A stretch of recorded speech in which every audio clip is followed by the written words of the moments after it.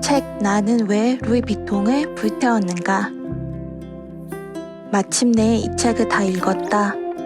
두고두고 읽어볼 책이라고 할 만큼 브랜드에 대한 정의를 심도 있게 다루고 있다.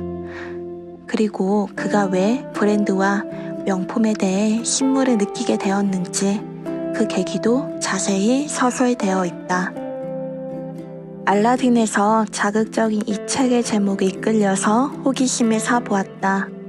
한 명품 중독자가 브랜드 제품을 소비하지 않겠다고 선언하는 내용이라는데 가볍게 읽을 수 있는 에세이 정도라고 생각했지만 밑줄을 긋고 표시를 해서 많은 생각을 하며 읽은 책이었다. 이 책은 제목 그대로 저자가 본인이 가지고 있는 브랜드 제품들을 불태우는 내용인데 브랜드 화형식 이전, 카운트다운, 브랜드 화형식 당일, 브랜드 화형식 이후의 과정이 담겨 있다. 이를 통해 브랜드 제품들의 허상과 현대인들의 잘못된 소비 문화를 신랄하게 꼬집는다. 항상 브랜드라는 단어는 우리에게 너무나 익숙하지만 정확한 정의를 내리기 어렵게 느껴졌다. 근본적으로 브랜드라는 단어가 어디서부터 비롯되고 무엇인지, 왜 브랜드에 사람들이 집착하는지를 알아야 내가 전략적으로 사람들을 공략할 수 있을 것 같았다. 이 책에서 언급된 브랜드의 역사를 추적해보면 예전 유럽의 노예 상인들이 노예의 피부에 불로 달군 새로 소유주를 표시하는 낙인으로부터 비롯되었다고 한다. 또한 지금의 브랜드라는 말의 어원을 거슬러 올라가 보면 불로 지진다는 뜻의 옛 스칸디나비아의 말인 브랜드르에서 유래했다는 사실을 알 수 있다. 이후 사람에게 낙인 찍던 관행이 물건으로까지 옮겨지게 되었다. 그리스 제국과 로마 제국, 당시 장인이 만들어낸 물건들의 로고가 등장하기 시작했다고 한다. 그렇게 브랜드라는 단어는 예전에 주인에 예속된 노예의 표식으로 사용되다가 현대에 이르러 그 주인이 루이비통과 구찌 등으로 대체되었다. 참 아이러니한 상황이긴 하다. 우선 저자는 자기가 왜 브랜드만 고소하게 되었는지 어렸을 때의 일화를 말하기도 한다. 자기가 브랜드 운동화를 신지 않아 친구들에게 소외를 당했던 이후부터 브랜드 제품을 지금까지 고소해오며 다른 이들에게 인정을 받는 듯한 그런 자신감으로 살아왔다고 전한다. 잡지 쪽에서 일을 하며 그가 선망해온 브랜드 회사들과 자주 접촉하며 미팅을 해왔는데 그들의 이중적인 태도와 오로지 판매를 위해 광고로 사람들을 현혹시키려는 모습을 보아왔고 그 스스로도 브랜드로만 사람들을 평가해 정작 중요한 무언가들을 놓치고 있다는 생각에 회의감을 느껴 브랜드와의 결별을 선언하게 된 것이다. 브랜드 제품을 불태우기 전에 마음의 준비가 필요하다고 생각을 해서인지 6개월 동안 브랜드와의 결별을 준비하는 과정을 거친다.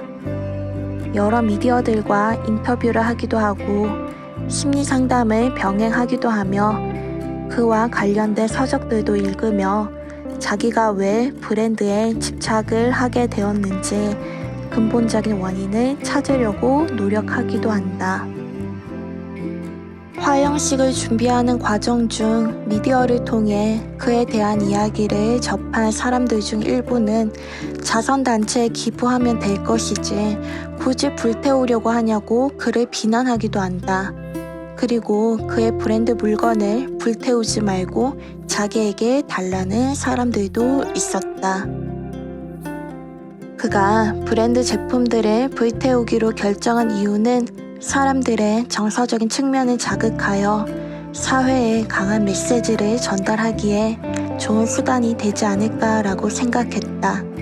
사람들 말대로 옷 몇 벌들을 자선단체에 기증한다고 해서 세상이 얼마나 바뀔지 의문이 들었다고 한다.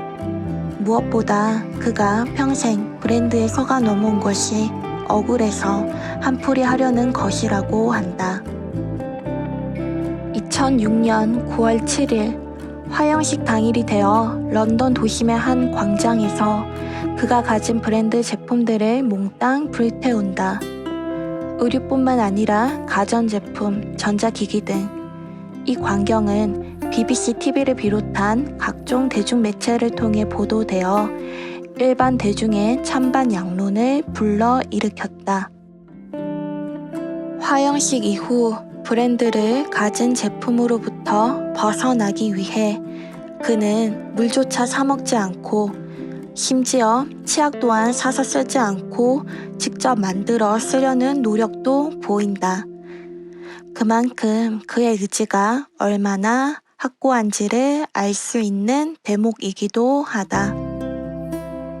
물론 런던 중심가에는 광고판으로 가득하고 쇼핑백을 가득 들고 지나가는 행인들을 길에서 마주칠 때마다 흔들리는 마음이 있지만 그는 여전히 브랜드 제품을 소비하는 삶에 대해 반감을 가지고 있다고 한다. 약 15년이 흐른 지금 닐 부엄에는 여전히 브랜드 없는 삶을 고수하는지 궁금하다. 일상생활에서 브랜드 없는 삶을 살기란 너무나 힘든 일이기에 그가 여전히 치약까지 만들었을까라고 의문도 들지만 그가 책에서 보여준 확고한 의지대로 지금까지 합리적인 소비를 하고 있지 않을까라고 예상도 해본다. 이 책은 실용성보다 겉으로 보여지는 이미지를 중요하게 여기는 현대인들에게 던지는 경고의 메시지로 현재 우리의 소비 습관을 되돌아보고 자본주의가 조장하는 과도한 광고들에 대해 경계할 필요성을 일깨워주는 책임은 분명하다.